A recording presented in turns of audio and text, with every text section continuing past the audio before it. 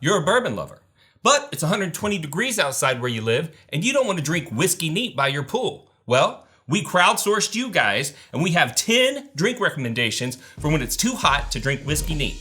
Cheers. All right, Wes, so we crowdsourced the people, and we actually ranked them, and we limited it to 10. So number 10, what was it? That would be the whiskey Margarita, of course. And if you're a margarita fan in general, you know how delicious a drink that is. Right. On a hot summer day by the pool. Almost 4 or 5% of the vote, right? 3.5% of the vote. 3.5% of the vote, we gotta be exact.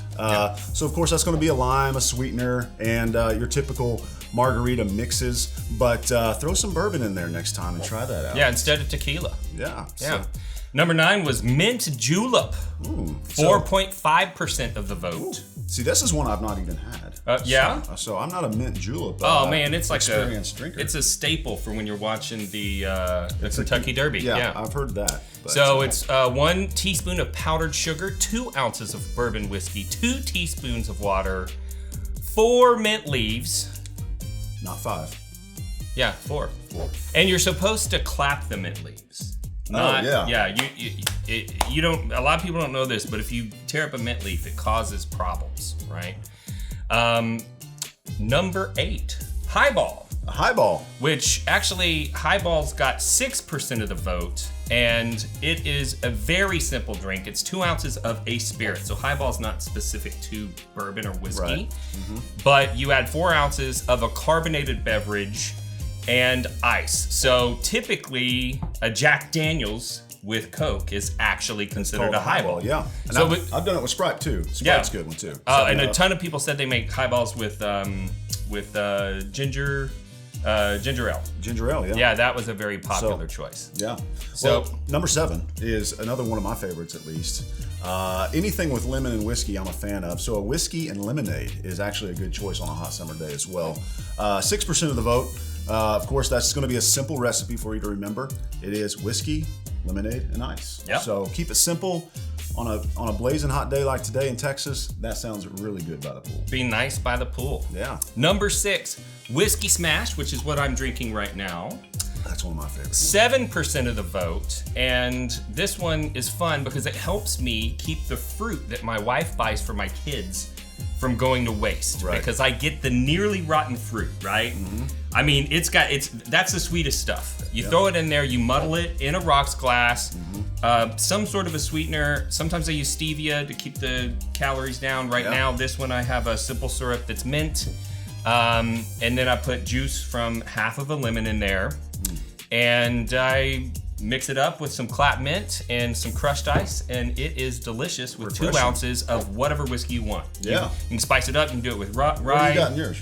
I have Benchmark Foolproof, which nice. is one of the things that I do. I try to use a higher proof whiskey when I'm making a cocktail because I want that to kind of come through. Yeah, and that's of course recommend with all of these is stick with something 100 proof or more, and you're going to really get that strong whiskey flavor that you really love, plus all the benefits of the rest of the ingredients. Number 5 is my all-time favorite, a whiskey sour. Now, 9% of you agreed with me, and that is a solid choice. My wife loves them, I love them, so we do whiskey sours a lot. It's another simple recipe. It's whiskey, lemon juice, a sweetener of some sort, a simple syrup, and there you go. Sometimes egg whites, right?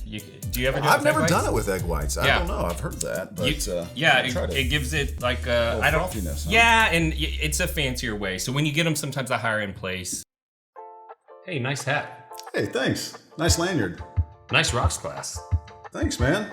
Nice travel case. Nice blend topper. Thank you. Nice candle. Nice bottle bag. Thanks, man. That's a nice tumbler. Nice women's t-shirt. Oh, thanks.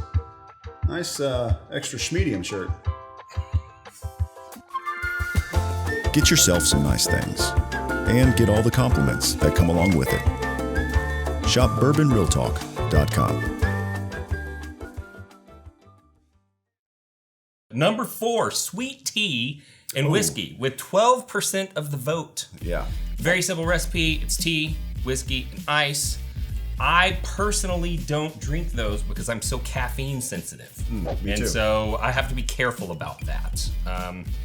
But coming in at number 3, what do we have? Well, I mean, first of all, nothing is more southern than mixing whiskey with sweet tea. That's sounds true. like all That's the voters were from south of Mason-Dixon there. But a Kentucky Mule is another one. If you like Moscow mules, or that's been a fan of yours to put bourbon or vodka with the ginger beer, try it with bourbon next time. A little bourbon, a little lime, and some ginger beer. That's 13% of the vote on that. Yeah. And so did number 2, which is what Wes is drinking.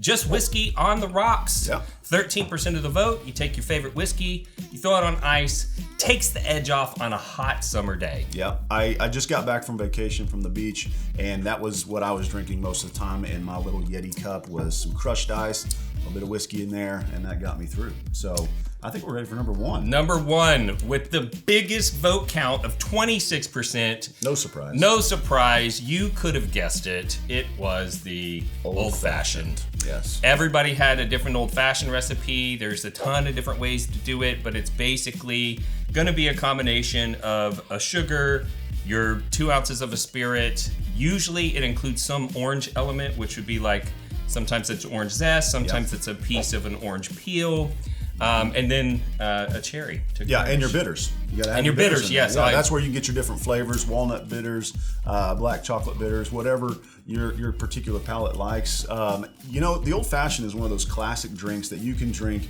every season of the year. I drink them in the winter. I drink them in the summer. Just an absolute number 1 in my heart, and of course it sounds like yours too. So thanks for casting your votes for those, guys. We want to provide you with resources, and one of those is just tasty summer sippers. And that's your top 10 summer sippers. I think, if I'm not wrong, it's time for Randy to fill you in on the concept and the philosophy behind Bourbon Real Talk. That is correct. If this is your first time watching the channel, we want to thank you for tuning in. We would also like to tell you a little bit about our channel philosophy, and it is about bringing people together around bourbon. Yep. And bourbon has this amazing connective power, and I've personally observed, and I started looking for ways to get people connected because I lost my brother to suicide in 2014, and I wanted to help other people feel like they had a place because I knew that he didn't, and that's why he made that decision. And when I started seeing, when I'd go to bourbon get-togethers, people of all different walks of life, race, religion, different ideological views, just enjoying each other's company, I thought, there's something special about this. Yeah. So that's part of the reason why we started this channel, because if we can get you connected to bourbon, the bourbon will do the rest of the job and get you connected to other people. Through that process, though, I did kind of see the underbelly of the social media world where most of us connect. And I saw people showing hate towards others that they didn't even really know. But that made me realize that if someone can hate you that doesn't know you, I can love you, even though I don't really know you. And that's why I end every podcast the same way, and that's this. If you woke up this morning and you were unsure whether or not anyone loved you, just know that we love you. We'll see you next time on Bourbon Real Talk.